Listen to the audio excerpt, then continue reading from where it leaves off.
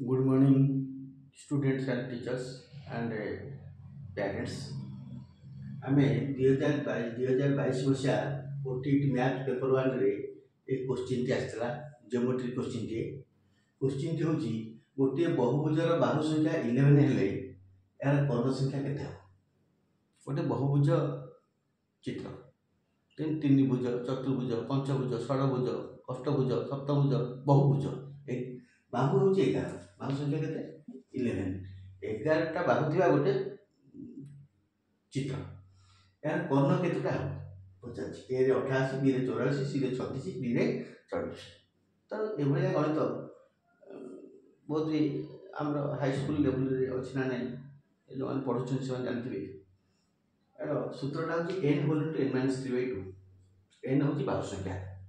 n whole to n - 3/2 देखो गोटे मन करो चतुर्भुज चारटा n जगह 4 पकड़ देता 4 * 4 - 3 1/2 दूर कर दिया 2 कर्ण 2 आसला जदि बाहु 5 पकेबा केते हो 5 * 5 - 3 2/2 कारण पंचभुजर कर्ण आछो 5 एटा कर्ण चतुर्भुजर कर्ण 2 त्रिभुजर कर्ण केतला अन्य त्रिभुजर कर्ण नाही त 3 * 3 -